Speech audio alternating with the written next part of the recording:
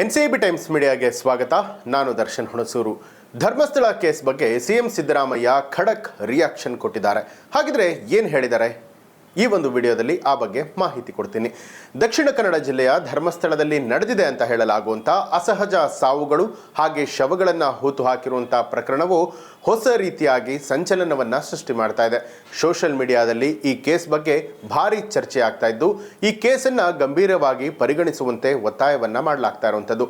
ಮಹಿಳಾ ಆಯೋಗ ಕೂಡ ಈ ಪ್ರಕರಣವನ್ನು ತನಿಖೆ ಮಾಡಬೇಕು ಅಂತ ಹೇಳಿ SIT ರಚಿಸುವಂತೆ ರಾಜ್ಯ ಸರ್ಕಾರಕ್ಕೆ ಪತ್ರವನ್ನು ಕೂಡ ಬರೆದಿದೆ. ಕೊನೆಗೂ ಕೂಡ ಈ ಬಗ್ಗೆ ಸಿಎಂ ಸಿದ್ದರಾಮಯ್ಯ ಅವರು ಪ್ರತಿಕ್ರಿಯೆಯನ್ನು ಕೊಟ್ಟಿದ್ದು ಖಡಕ್ ಆಗಿ ಮಾತನಾಡಿದ್ದಾರೆ. ಜೊತೆಗೆ ಮಹತ್ವದ ವಿಚಾರವನ್ನ ಹಂಚಿಕೊಂಡಿದ್ದಾರೆ.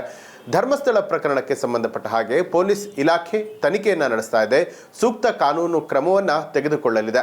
ಈ ಬಗ್ಗೆ ಪೊಲೀಸ್ ಇಲಾಖೆಯೊಂದಿಗೆ ಚರ್ಚೆಯನ್ನ ಮಾಡಿ SIT ರಚನೆ ಬಗ್ಗೆ ತೀರ್ಮಾನವನ್ನ ತೆಗೆದುಕೊಳ್ಳುತ್ತೇನೆ. ತನಿಖೆ ವಿಚಾರದಲ್ಲಿ ಯಾರ ಒತ್ತಡ ಕೂಡ ಇಲ್ಲ. ಒತ್ತಡ ಹಾಕಿದ್ರೂ ಕೂಡ ನಾವು ಯಾರ ಮಾತನ್ನು ಕೂಡ ಕೇಳೋದಿಲ್ಲ.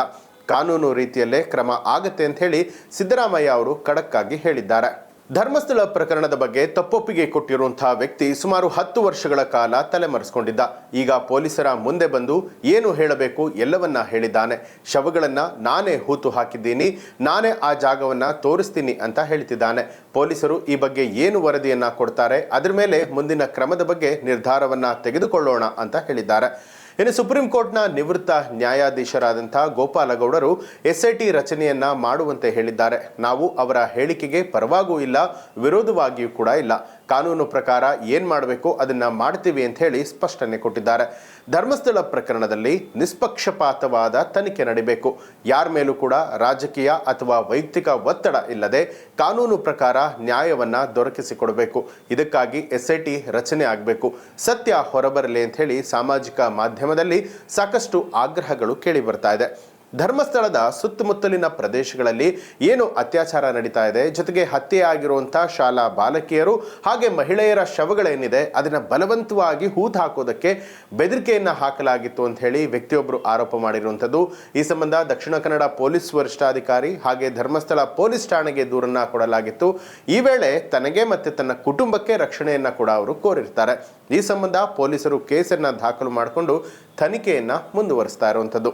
ಇನ್ನು ಧರ್ಮಸ್ಥಳದಲ್ಲಿ ಹಲವು ಮಹಿಳೆಯರು ಹಾಗೆ ಹೆಣ್ಣು ಮಕ್ಕಳ ಶವಗಳನ್ನು ಹೂತು ಹಾಕಿರುವುದಾಗಿ ವ್ಯಕ್ತಿಯೊಬ್ಬರು ಸ್ಫೋಟಕ ಹೇಳಿಕೆಯನ್ನ ಕೊಟ್ಟಿದ್ರು.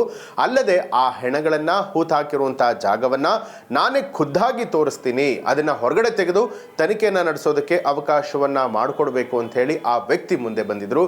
ಇತ್ತೀಚೆಗೆ ಈ ಕೇಸ್ನ ಸಂಬಂಧವಾಗಿ ಬೆಳ್ತಂಗಡಿಯ ಪ್ರಧಾನ ಸಿವಿಲ್ ನ್ಯಾಯಾಧೀಶರು ಹಾಗೆ JMFC ನ್ಯಾಯಾಲಯದ ಮುಂದೆ ಹೆಣಗಳನ್ನು ಹೂತಿದ್ದಂತಹ ವ್ಯಕ್ತಿ ತಮ್ಮ ಹೇಳಿಕೆಯನ್ನ ದಾಖಲು ಮಾಡಿದ್ರು.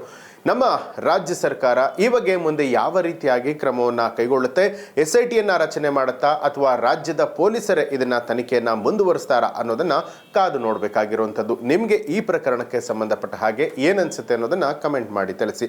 ಹಾಗೆ ನೀವಿನ್ನೂ ಕೂಡ ನಮ್ಮ ಚಾನಲನ್ನು ಸಬ್ಸ್ಕ್ರೈಬ್ ಮಾಡಿಲ್ಲ ಅನ್ನುವಂಥದ್ದಾದರೆ ಈಗಲೇ ಸಬ್ಸ್ಕ್ರೈಬ್ ಮಾಡಿ ಬೆಲ್ ಐಕಾನ್ ಒತ್ತಿ.